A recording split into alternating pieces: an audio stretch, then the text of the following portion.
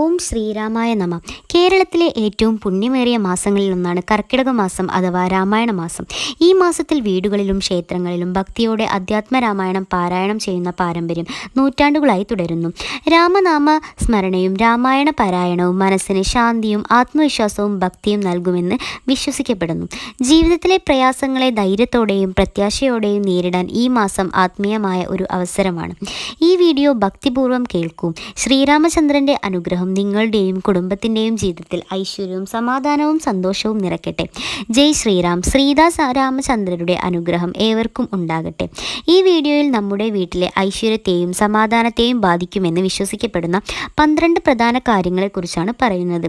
വീട്ടിൽ സൂക്ഷിക്കരുതെന്ന് പരമ്പരാഗതമായി കരുതപ്പെടുന്ന ചില വസ്തുക്കൾ നെഗറ്റീവ് ഊർജം ആകർഷിക്കുമെന്ന് വിശ്വസിക്കുന്ന സാധനങ്ങൾ, അവ എന്തുകൊണ്ട് ഒഴിവാക്കണം എന്നതിനെക്കുറിച്ചും ലളിതമായി വിശദീകരിക്കുന്നു.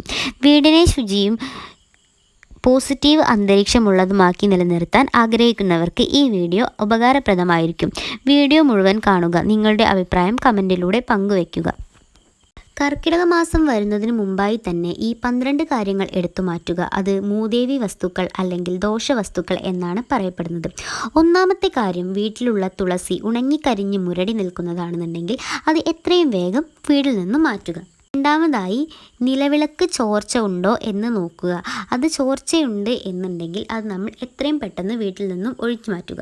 കെട്ടുപൊട്ടിയതും പകുതി മുറിഞ്ഞതുമായുള്ള ഉപയോഗശൂന്യമല്ലാത്ത ചൂലുകൾ അത് വീട്ടിലുണ്ട് എന്നുണ്ടെങ്കിൽ നിങ്ങളത് എടുത്തു മാറ്റുക. ഇതെല്ലാം ലക്ഷ്മി ദേവി വീട്ടിൽ കുടിയിരിക്കുന്നതിന് തടസ്സമാകുന്നു.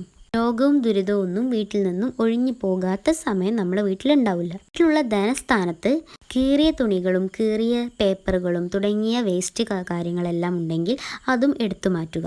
അതെ, നമ്മുടെ ധനസ്ഥാനത്ത് ചന്ദനമോ ഭസ്മമോ എല്ലാം വെച്ചിട്ട് നന്നായി ഒരു പൊട്ട് വയ്ക്കുക. ബാക്കി അടുത്ത വീഡിയോയിൽ കാണാം.